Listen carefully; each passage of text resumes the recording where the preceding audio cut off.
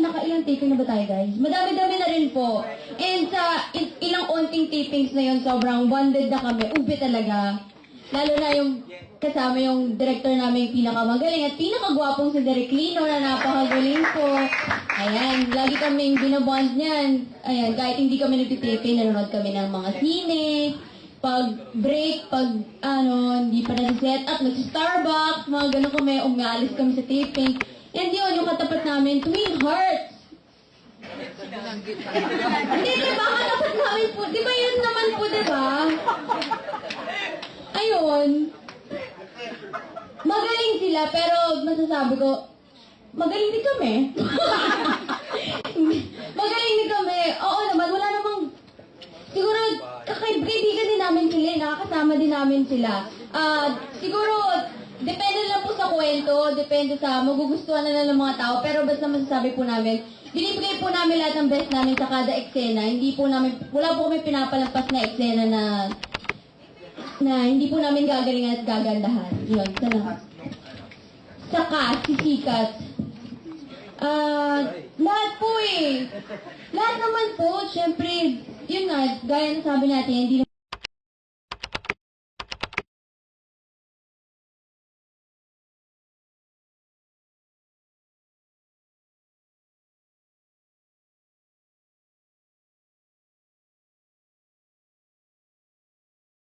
Tapos, yung katapat namin sa kabila naman, yun, parang sabi nila Kiray, tsaka ni EJ, friendly lang eh. Parang, lang sila eh, magkatapat lang, pero, siyempre, depende sa tao yan. Kami, binibigay namin yung best namin, part ng growing up, part ng show. So, depende sa tao kung sino yung, alam nyo, kung sino yung manonood. Pero kami, bahala na sila kung ano yung makikita nila sa amin pagdating sa show. Yeah, thank you po.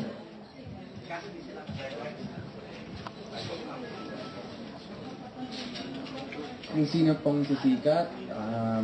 Siyempre po lahat tayo kasi magkabarkada naman kayo at tayo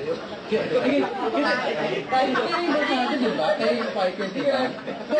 So kasama naman lahat tayo po. Pero siyempre as a show po, sisikat tayo. Sisikat tayong lahat as a show po. Hindi lang mag-iisa yung sisikat po. At pressure po. Maganda na naman yung pressure kasi parang to keep the tension there, so you paano ba? You do your best all the time. Kapag walang pressure kasi medyo magsaslouch ka, parang you won't give it your best. Not saying that any of us do that, pero yun lang po, maganda rin yung pressure kasi you're always alive, you're always you always know in the back of your mind, kailangan maganda to para ipakita ko yung pinaka kaya ko. So, ganyan po. Ayun po, sa sino pong sisikat? Hindi ko naman lahat ho kami kasi sigurado lang naman. Hindi, kasi sa tingin ko, lahat naman po kasi kami dito, nagtutulungan po. Kunyari, may problema po sa script, kung may problema, nagtutulungan ho kaming lahat. So, yun po. And napansin ko naman lahat po kami, ito po, napansin nyo na ho yun na magagaling ho umarte. At saka ayun po, nag-improve po kami dahil po dito sa show na to. Tapos, sa twin, friendly lang po. Sa tingin ko naman pare-pareho lang naman po kami ginagawa pong lahat na parang gumanda mo yung palabas. Kaya yun. Okay po. Julia? Yeah.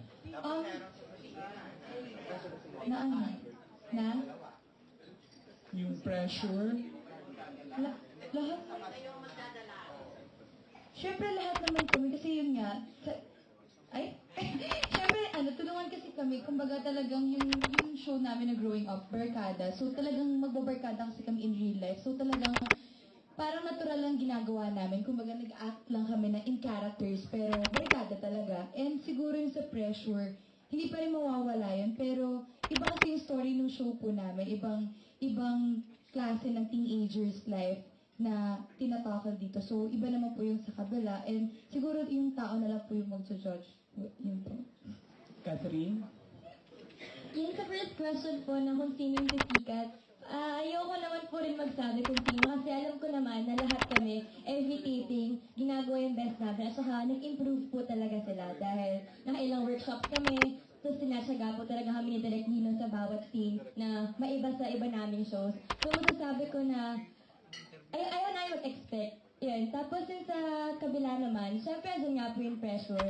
Pero, natutuwa ako kasi po yung buong cast, talagang pinaghirapan po yung project na to. So masasabi ko na proud po kami na ihandog to sa kanila. So sana po magustuhan nila. Very Yan. well said. Thank you. Narito naman, magpapakilala si Manay Ethel. Kilala na kasi ako. I have a question for Direk Lino.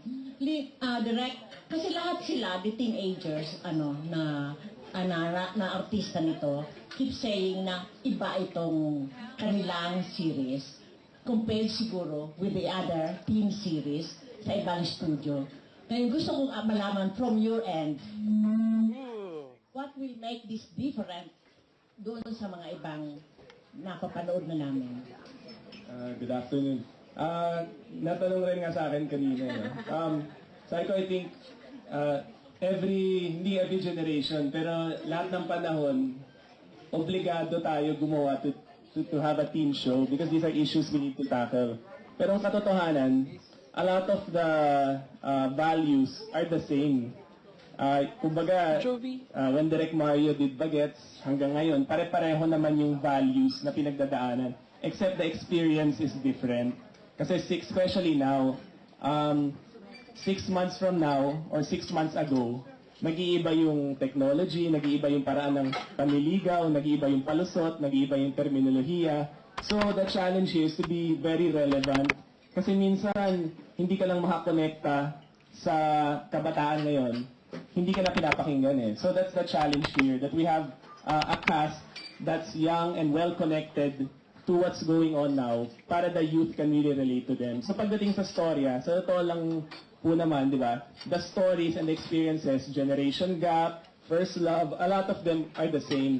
But the experience of being today, I think, is what will set it apart. So it's a constant challenge, pati sa writers namin, we have a very good creative team. It's a constant challenge, hindi lang sa pagbuo ng show, but every episode. How do we become relevant? Pag magpakita kami dyan ng technology or ng terminology na 1 year ago pa, ang dali bumitaw ng audience eh. So that's what we're trying to achieve here. And in part of that, ang laking tulong nung cast namin because they're also well plugged in sa anong nangyayari ngayon. So there's constant feedback.